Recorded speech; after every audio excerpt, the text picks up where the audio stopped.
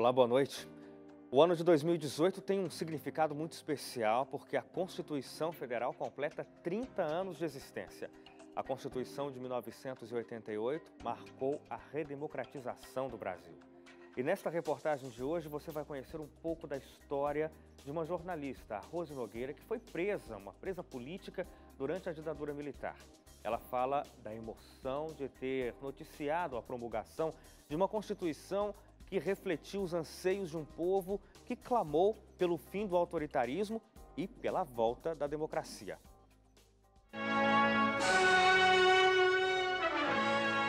Esta é a voz do Brasil.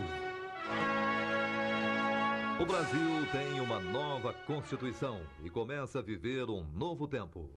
Presidentes dos poderes executivo, legislativo e judiciário prestam juramento ao novo texto constitucional.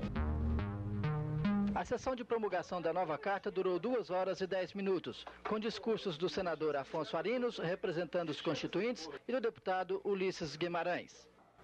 A Constituição pretende ser a voz, a letra, a vontade política da sociedade rumo à mudança.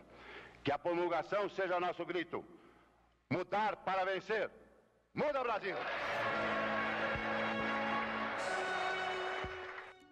O clima da promulgação da nova Constituição era de muita emoção e euforia, principalmente porque por anos o povo sentiu na pele o que é viver sob um regime militar.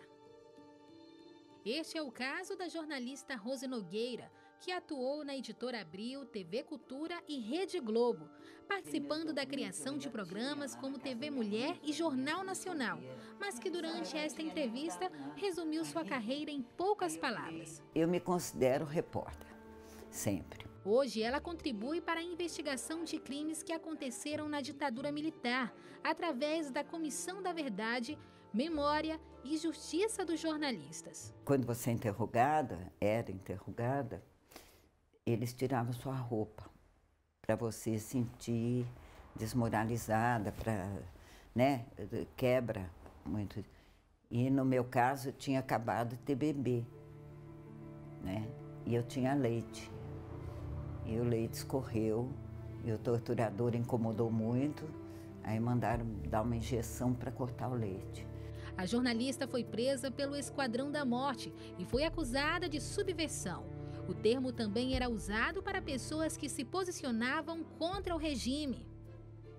No caso da Rose, o fato de ter livros em casa foi utilizado como prova de que ela praticava a subversão. Na minha cela ficou uma moça muito jovem e ela é professora em São José do Rio Preto. Ela chama Vera Lúcia. E levaram ela lá para interrogatório e ela voltou desmaiada. Era normal voltar desmaiada. O que a Rose não sabia é que aquele seria apenas o começo da violência que ainda testemunharia. Muitos dos seus colegas não suportaram a tortura e morreram. A imprensa era obrigada a noticiar que havia sido suicídio. Foram 9 meses presa e cerca de 2 anos na chamada liberdade vigiada. Depois disso tudo, nós fomos absolvidos. Desculpa, foi um engano. Como sequela daquele tempo, até hoje, eu não pude nunca mais ter filhos. Fiquei estéril.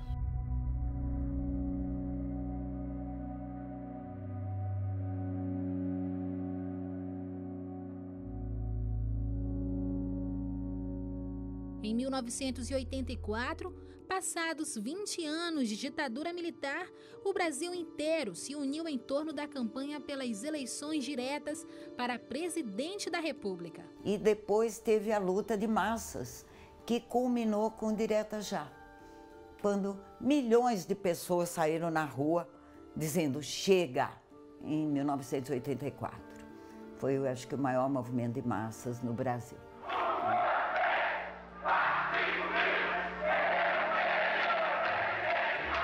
O tempo desta reportagem é pouco para contar tudo o que a Rose passou e o que presenciou. Ainda assim, é suficiente para explicar a emoção que tomou conta dos brasileiros em ter seus direitos e garantias reunidos em um documento formal. Nascia ali a Constituição Cidadã. O documento da liberdade, da dignidade, da democracia, da justiça social do Brasil. Que Deus nos ajude que isto se cumpra. Eu trabalhava na TV Record nessa época, eu era diretora de jornalismo e francamente, claro que a gente teve que, todo mundo abrir a bateria, plantão, ao vivo, tudo, mas eu chorei na suíte. Eu chorei. Durante 5 meses, a população pôde enviar sugestões para a nova Constituição. Foram 5 milhões de formulários espalhados nas agências dos Correios, o que resultou em quase 73 mil sugestões vindas de todo o país. Além disso, diversos representantes da sociedade civil foram pessoalmente ao Congresso para garantir seus interesses no texto constitucional. Como, por exemplo, este grupo que apresentou a Carta das Mulheres Brasileiras aos Constituintes, ou ainda indígenas que pediam a preservação de suas terras, além de estudantes e professores que defendiam a educação.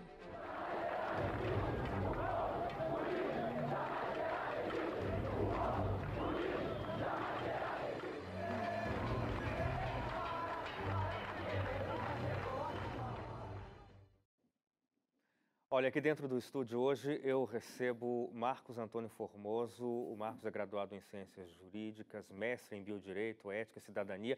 Conversa com a gente aqui hoje a respeito desse assunto, o aniversário da Constituição. Professor Marcos, muito obrigado pela sua companhia com a gente. Boa noite, obrigado pela gentileza. Fico feliz de receber você aqui hoje para falar de um tema que é tão importante, ao mesmo tempo sensível por conta do momento em que a gente vive e talvez também por conta do momento que precedeu o início da nossa Constituição. Ela é chamada de a Constituição do Povo, a Constituição Cidadã. É porque ela veio de um momento muito traumático? Na verdade, se levarmos em consideração a evolução histórica, né, da sociedade, os comportamentos humanos, né, desde o início, quando o Brasil ainda era uma parte de Portugal, com essa evolução histórica, né, nós não tínhamos ainda a questão da previsão desses direitos. Era a questão do crescimento, né, do autoritarismo ou do regime imperial que prevalecia no país. E aí, dentro da evolução histórica, nós tivemos uma série de fatores, né, de crescimentos e outros valores econômicos, sociais, que nós chegamos aí, né, nessa evolução histórica, desde as constituições militares, a aplicação de alguns direitos na Constituição de 34, né, onde, né, parte da sociedade teve alguns direitos garantidos. Tivemos aí 37, também um parâmetro um tanto quanto complicado na estrutura do país, né? Onde o crescimento se fez necessário, ou seja, um regime direcionado mais na questão do interesse do Estado e não verificando os interesses sociais. Consequentemente, tivemos aí, né, algumas outras constituições, sem pré-datar, sem ser muito técnico, né? Dentre elas tivemos aí o ápice em 67, que foi aí o totalitarismo do regime, né, com a intenção, dentre elas, de evolução do país. E aí nós tivemos a de 88, que até então, né, está completando seus 30 anos e ela é muito jovem ainda, né? Porque, assim, eu entendo humildemente que as leis, elas vão se adequando, vão se moldando de acordo com a evolução social, com os valores morais, éticos, a questão dos direitos básicos. E nós estamos aí caminhando para isso, né? Exatamente. Você falou sobre os direitos básicos e talvez a Constituição de 88, a nossa chamada Constituição Cidadã, ela aborde muito esse tema dos direitos fundamentais, aqueles direitos pétreos, como a gente chama, que não podem ser alterados nem por força de lei, talvez justamente por conta daquele momento de tanta instabilidade com relação aos direitos que aparentemente eram talvez frágeis demais naquele momento, não é, professor? Isso, justamente, assim, pelos estudos, né, os doutrinadores, tanto da área de direito quanto da área sociais e até mesmo, né, filosóficas, o que acontece? Existem cláusulas, né, ou seja, existem pilares dentro da Constituição Federal que tecnicamente eles não podem ser modificados, eles não podem ser diminuídos, eles podem ser modificados com a intenção de ampliar os direitos. É aquela máxima de nenhum direito a menos. Nenhum direito a menos, justamente. E é interessante que dentro desse contexto, né, com a evolução histórica dos tratados e acordos internacionais, as experiências internacionais que o Brasil veio aderindo a esses tratados, esses pactos, a questão da globalização dos direitos humanos, né, fala-se muito em direitos fundamentais correlacionados com direitos humanos, ou seja, eles andam lado a lado, né? E a questão da preservação dos direitos, eles são hoje direitos inalienáveis, imprescritíveis, né? Entre outras questões de princípios de direitos fundamentais, e de direito constitucional e de direitos humanos, que buscam ampliar sempre essa gama de preservação a mais aos nossos direitos. Essa seria a grande vantagem da Constituição de 88 em relação às anteriores que tivemos? A gente teve algumas constituições, é a 7ª que temos agora. Isso. É para alguns 7º, para outros 8º. Não vou entrar no mérito, né? Porque é uma discussão aí constitucional muito grande, né? Na verdade, esses direitos eles vieram realmente de acordo com as necessidades sociais, né? Assim, se eu partir do princípio que o direito ele tem como finalidade, dentre tantas outras, mas para o nosso foco, satisfazer as necessidades sociais, então eu preciso dar uma olhada nessa questão de evolução histórica, o que ficou, o que eu posso modificar, o que eu posso trabalhar, para poder aplicar agora uma nova forma, um novo regime de desenvolvimento mais amplo, né? É interessante, né, aproveitando o comentário que tem um reflexo muito grande, a questão da igualdade, né, entre homens e mulheres. Lutou-se muito por isso. As mulheres no antigo Código Civil, elas não poderiam exercer os seus direitos de forma plena se não tivesse a autorização do marido, né?